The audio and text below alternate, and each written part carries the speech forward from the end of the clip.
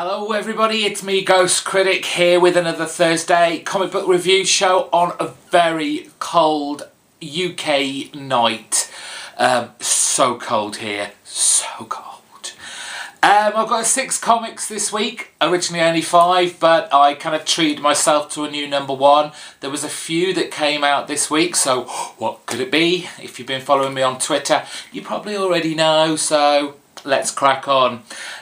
These kind of been put in order of likeness. And the first one, I'm still going to pick it up though. I'm a stubborn mule, I really am. But really, Green Lantern issue 16. As with Batman, what I said last week about the whole tie-ins to other titles, I do feel like I'm missing something here. I mean, really, this kind of event, storyline, Rise of the Third Army, where was the rise? It seemed more like a stumble. There has been no tension, there has been no like foreboding doom. All we've really had is, let's introduce our new Green Lantern Baz for the upteenth time. Okay, we get it. He's he's not a terrorist. We've worked that out. We knew that from the start. He's been kind of framed. Right, he's been given the ring. Fine, we know that. What we have here is basically kind of a team-up between Baz and Green Lantern Squirrel. I'm not even going to try and pronounce his name. And the squirrely Green Lantern thing is basically showing Baz the ropes, so to speak, and how to charge his lantern up, his ring from the lantern. But it does appear that Baz doesn't need much help. I won't spoil anything there, but he makes the ring do something that pretty much no one's ever been able to do. Why is it always with Green Lantern but the best part comes at the end? And it's always with Hal and Sinestro. They're in this kind of black, dark, alternate universe. I don't know where they are. They're in the kind of limbo, and we get to find out who's been leading them to somewhere. And it's a character that we're all very familiar with, and it was a little bit about, ooh. But still, this Rise of the Third Army, it didn't happen. And now, next issue is the first in the next story arc, which is Wrath of the First Lantern. And I'm like, well, can we get on with the Rise first? I know, I should just give this up and drop it, but I'm a huge Green Lantern fan, so I guess I'm just going to stick with it a bit longer. Another comic that kind of disappointed me this week, and I'm surprised to say it myself, but it was Wolverine and the X-Men, and it's issue 24. I really don't like these kind of comics. It's one of those date issues where random couplings, well, not particularly random, but a whole bunch of couplings happen and everyone goes out on dates or gets all smoochy with each other. And okay, Jason Aaron still making with the funny. There are some very nice moments in here, not least with Rachel Summers and her kind of telepathic warnings that kick off every now and again. But I've seen it, I've read it before. This is... You can miss this. You can miss it. It doesn't really feed into any of the storylines that have gone before. The only kind of thing that saves it, so to speak, right at the end is with our Brew. He's been in a coma for quite some time now, almost forgotten. Beast is out there looking for some sort of cure, some sort of medical procedure that can revive him, but it looks like he won't need it, and I think the rest of the X-Men are going to wish he was still in a coma. I hope things are going to build up from this issue, because it fell a bit flat for me. Not helped by the Lopez twinning artists, DNA Lopez. It didn't have that kind of excitement, that vitality that artists like Bradshaw and Bocello have brought to previous issues. So Wolverine the X-Men, a little bit flat for me this week. So on to that new issue 1 that I thought I'd try just for the sake of it. No, it wasn't Uncanny X-Force. I thought I'd try Young Avengers. Now, I did pick up Young Avengers when it first began. I got the first 2 trades and then kind of let it go. Not because it was particularly bad, but just there were better things that I wanted to read. So I thought I'd jump on, find out where the team is, what the current kind of status quo is. And I'm a tad confused. Clearly they've all kind of gone their separate ways, and are no longer a kind of superhero avenging team. But I haven't a clue really who any of these people are really. And for an issue 1, restarting, a kind of fan favourite from what I hear and what I've read.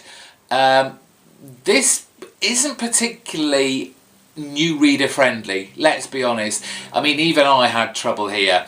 But there are some nice moments in here. For me, the artwork was a little bit too kind of clean cut, nice.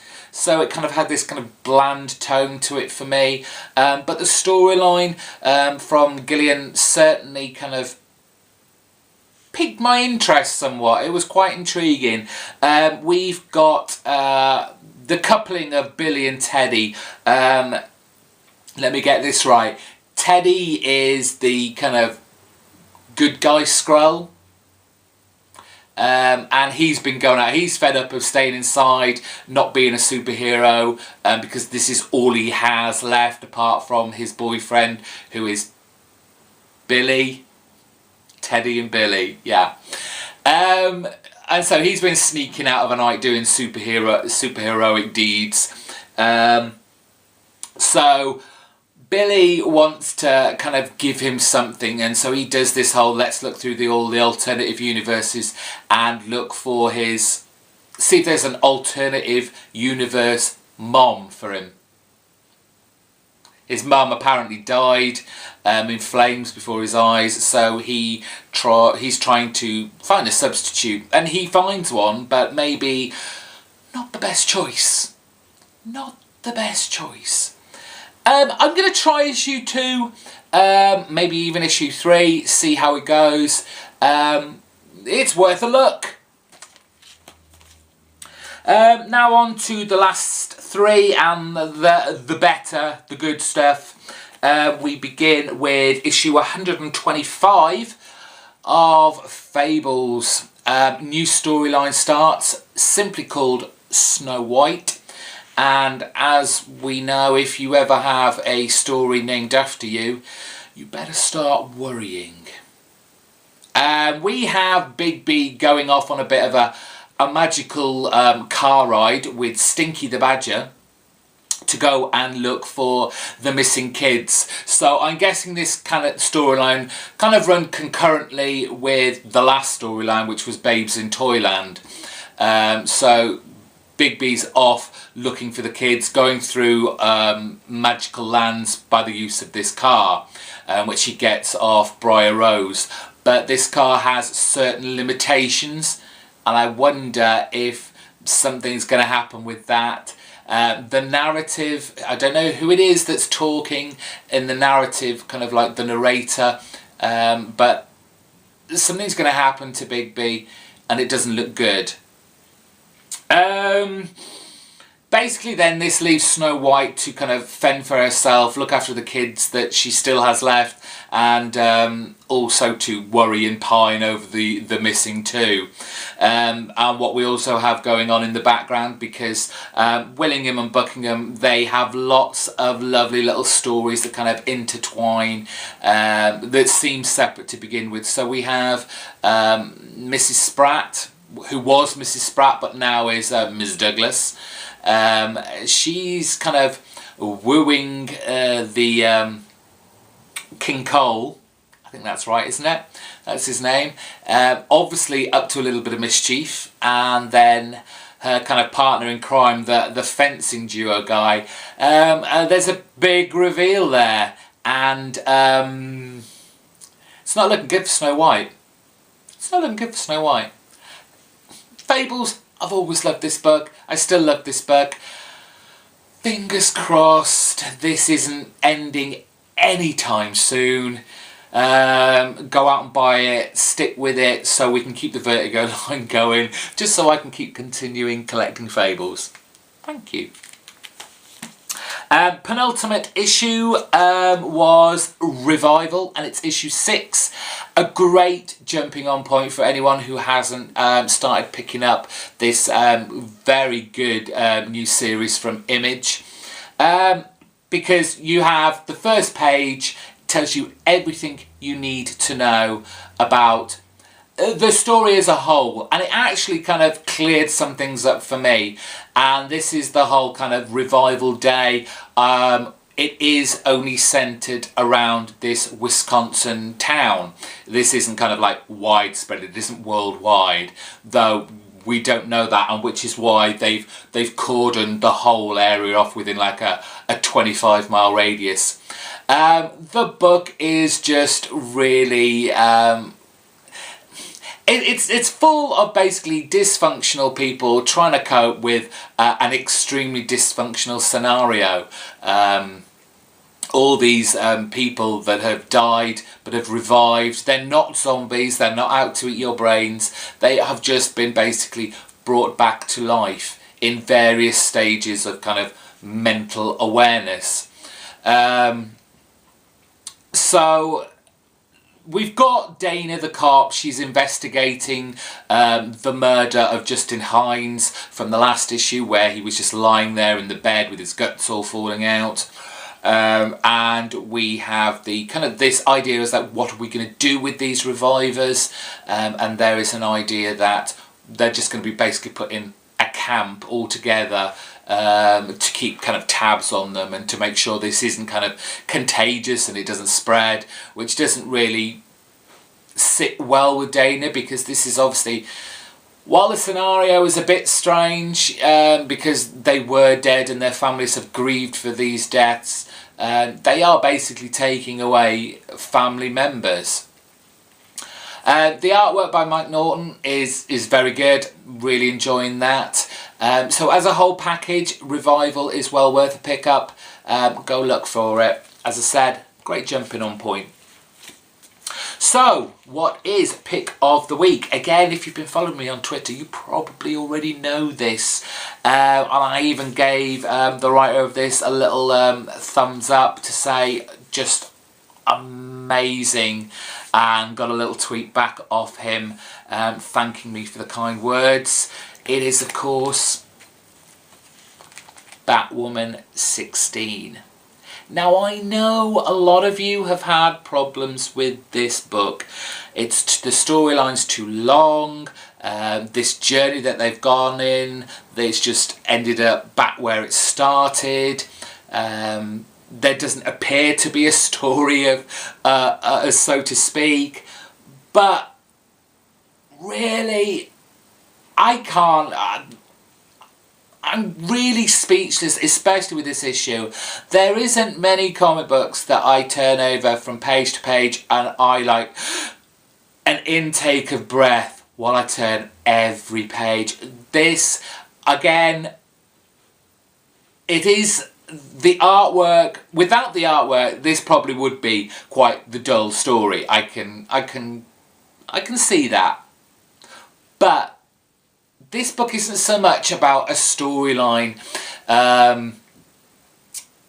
in the sense that, yes, we have Medusa, she's got these kids, she's using the kids, she's going to kill them, feed the souls to this character called Seto, which is her mother, and she is the biggest demon, you know, and it's going to just devastate Gotham. But really, with every issue, it's been more of a character analysation as we've progressed through this current story arc, because while people have said this has been going on since issue 1, it's more been an overarching storyline, at least the way I see it, an overarching storyline that has had kind of individual stories within them. And maybe that's something that people have missed out or missed seeing, which is why it's felt like it's been really long. This issue, they said everyone was in this, and everyone is. All the characters that you have seen in the past, you know, 15 issues, make some semblance of appearance in here. From Maggie to the skeleton guy from the company that Batwoman's working for. The werewolf guy, he makes an appearance. Even Flamebird gets into the fray. And just buy the book. The pages, the layout, the setting, it is phenomenal. As I said to J.H. Williams when I tweeted at him, this is not a comic book, it is a work of art. I've reread this 3 or 4 times now and looked at all the pages countless times, and my eyes are just like, wow. I seriously don't know how J.H. Williams is going to top this title, this issue. It was that good. Everybody's voices in it, all the inner monologues, perfect. I just couldn't rate this high enough. If I did the whole rating 5 out of 5, 10 out of 10, whatever out of 10, 5 stars, it would get everything. 5 stars, 10 out of 10, 5 out of 5, 2 thumbs up. The works. Beautiful, well told, exciting, immersive. Loved it. That's it. That's it for this week. Just a reminder, and I will remind you in Sunday's vlog too, the review show will be late next week because I'm off on a little kind of holiday, go and see my dad. So that probably won't be up till the weekend. More news about what videos will be up while I'm away will be in the Sunday's vlog. So, if you're not subscribed and this is your first time here, hit the subscribe button. If you loved what you saw, give it a big thumbs up and put some comments down in the bottom. I'll reply as much as I can. And thanks a lot, guys, for watching again. Thank you to all my new subscribers this week. Got quite a few. Always appreciated. And with that, I'll see you Sunday for the vlog. Bye bye.